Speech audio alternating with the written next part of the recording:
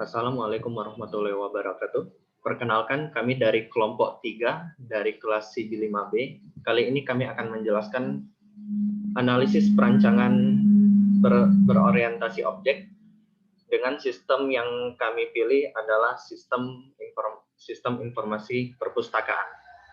Baiklah, anggota kelompok saya terdiri dari 3 orang. Yang pertama, saya sendiri, Bintang Muhammad Gibran, lalu Chandra Kurniawan, selanjutnya M. Ega Alif Umar. Baiklah, pertama saya akan menjelaskan bagian use case. Pertama, di bagian use case terdapat 4 aktor, yaitu admin, staf pelayanan, pengunjung, dan staf pengolah. Aktor admin, staf pelayanan, dan staf pengolah harus melakukan login terlebih dahulu sebelum memasuki sistem. Lalu pada bagian aktor admin, admin dapat melihat staf, dan di bagian melihat staf tersebut terdapat fitur input staf, update staf, dan hapus staf. Lalu selanjutnya pada bagian staf pengolah dapat melihat daftar koleksi buku, dan staf pengolah dapat menginput buku, mengupdate buku, dan hapus buku. Lalu selanjutnya bagian staf pelayanan. Staf pelayanan dapat melakukan kegiatan pinjam-meminjam seperti menginput peminjaman buku, update peminjaman buku, dan hapus peminjaman buku. Dan yang terakhir, untuk aktor pengunjung, mereka dapat melihat informasi detail buku, melihat informasi daftar indeks buku, dan melakukan pencarian buku. Baiklah, selanjutnya saya akan menjelaskan bagian sequence diagram. Pada sequence diagram, bagian sequence diagram ini, aktor yang digunakan adalah admin, staf pengolah, dan staf pelayanan. Terdapat 3 objek, yaitu pertama admin, staf pengolah, dan staf pelayanan, lalu security login, dan sistem.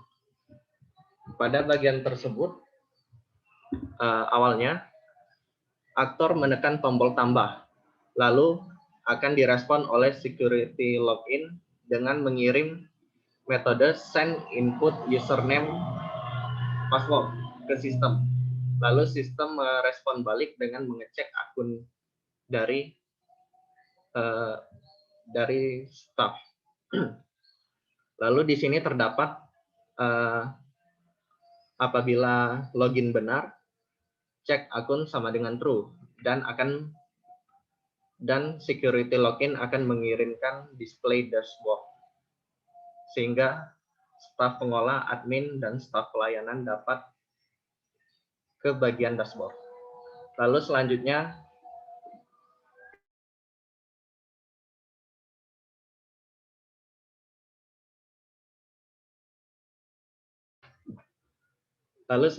pada bagian login salah, yaitu apabila cek akun sama dengan false, maka akan mengirimkan display error message. Baiklah, selanjutnya bagian sequence diagram admin, yaitu create atau membuat atau menginput. Pertama, terdapat 4 objek, yaitu admin, dashboard, halaman registrasi, dan sistem. Admin menekan tombol tambah dan akan direspon ke dashboard dengan membuka halaman registrasi. Lalu admin memasukkan username dan password, lalu submit form input, yang mana akan direspon oleh halaman registrasi dengan membuat akun. Lalu sistem merespon balik dengan akun berhasil dibuat, dan halaman registrasi direspon lagi dengan memberi display dashboard. Selanjutnya pada bagian update, yaitu sequence diagram, bagian admin, update, terdapat 4 objek, yaitu admin, dashboard, halaman update, dan sistem. Admin menekan tombol update, lalu direspon oleh dashboard dengan membuka halaman form update. Lalu Lalu admin menginput username dan password. Lalu submit form input. Lalu halaman update merespon dengan display message option, yang dimana terdapat pilihan lagi. Apabila display message option yes, berarti halaman update akan merespon dengan update akun, lalu sistem merespon balik dengan akun berhasil diupdate, lalu halaman update merespon lagi dengan display dashboard. Lalu apabila display message option sama dengan no, maka halaman update akan kembali mendisplay dashboard. Lalu selanjutnya bagian sequence diagram admin delete, yaitu terdapat 3 objek, yaitu admin, dashboard, dan sistem. Admin menekan tombol delete, lalu direspon oleh dashboard dengan mengirimkan pesan display message option. Display message, apabila display message option yes, maka dashboard akan mengirimkan respon mendelete akun. Lalu sistem merespon balik dengan akun berhasil dihapus. Apabila display message option no, maka tidak akan di-delete. Selanjutnya, untuk pada sequence diagram pengolah dan bagian create, itu sama saja seperti sequence diagram untuk bagian admin.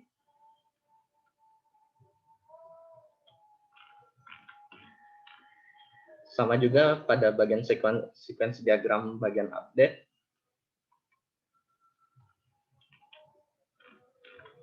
Dan juga sequence diagram bagian delete-nya. Itu sama juga seperti yang bagian admin.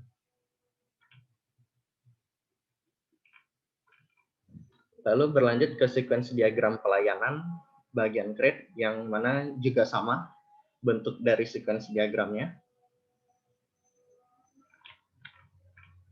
Sequence diagram bagian pelayanan untuk update juga sama. Dan juga selanjutnya sequence diagram pelayanan bagian delete juga memiliki bentuk sequence diagram yang sama. Oke, selanjutnya sequence diagram untuk pengunjung book detail. Pengunjung terdapat 2 objek, yaitu pengunjung dan sistem. Pengunjung dapat menekan detail buku, lalu direspon dengan oleh sistem direspon dengan display detail book. Lalu selanjutnya bagian sequence diagram pengunjung atau search, terdapat 3 objek, yaitu pengunjung, halaman pencarian, dan sistem. Yaitu input buku yang ingin dicari, lalu halaman pencarian merespon dengan request search book. Lalu sistem akan merespon balik dengan request search book sama dengan true, lalu halaman pencarian merespon dengan display book. Dan apabila request search book sama dengan false, maka halaman pencarian akan mengirim pesan display error message. Untuk bagian sequence diagram untuk pengunjung bagian indeks buku, pengunjung menekan indeks buku, lalu sistem merespon dengan display indeks buku. Baiklah, selanjutnya kelas diagram akan dijelaskan oleh M. Ega Alif Umar. Baiklah, silakan. Baiklah, saya akan menjelaskan tentang kelas diagram. Di sini terdapat 5 kelas diagram dan masing-masing memiliki objek dan metodenya. Untuk yang pertama yaitu untuk kelas staf pengolah, memiliki objek yaitu ID pengolah, nama, alamat, email, dan password. Dan untuk metodenya yaitu tambah, edit, hapus, dan simpan. Dan lanjut ke kelas kedua yaitu buku. Untuk objeknya sendiri yaitu ID buku, judul, penulis, dan deskripsi. Dan untuk metodenya yaitu tambah, edit, dan hapus. Lanjut ke kelas ketiga yaitu admin, di mana objeknya yaitu ID admin, nama, alamat, email, dan password. Dan untuk metodenya yaitu tambah, edit, hapus, dan simpan. Dan lanjut ke kelas keempat yaitu peminjaman, yang memiliki objek yaitu ID peminjaman, ID buku, ID pelayanan, nama peminjam, tanggal peminjam, dan tanggal pengembalian. Dan yang terakhir yaitu kelas staf pelayan yang memiliki objek yaitu ID pelayanan, nama, alamat, email, dan password. Dan untuk metodenya yaitu tambah, edit, hapus, dan simpan.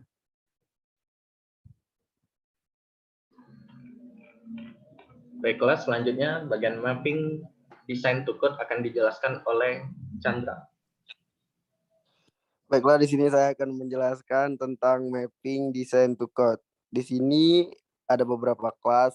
Kelas yang pertama, public class admin, yang mempunyai objek privat int id admin, privat string nama, privat string alamat, privat string email, privat string password, dan juga mempunyai metode public void tambah, public void edit, public void delete, public void simpan. Dan juga kelas yang kedua, public class staf pengolah, mempunyai beberapa objek yaitu privat int id pengolah, privat string nama, privat string alamat, privat string email, privat string password, dan juga mempunyai metode public void tambah, public void edit, public void delete, dan public void simpan. Yang ketiga, public class staf pelayanan, mempunyai objek privat int id pelayanan, privat string nama, privat string alamat, privat string email, privat string password, dan juga mempunyai metode public void tambah, public void edit, public void delete, dan public void simpan. Yang keempat, public class buku, mempunyai objek privat int id buku, privat string judul, privat string penulis, privat string deskripsi, dan juga mempunyai metode public void tambah, public void edit, dan public void delete. Yang kelima, public class buku, mempunyai beberapa objek yaitu privat int id peminjaman, privat int id buku, privat int id pelayanan, privat string nama peminjam, privat string tanggal peminjaman, privat string tanggal pengembalian, dan juga mempunyai metode public void tambah, public void edit, dan public void delete.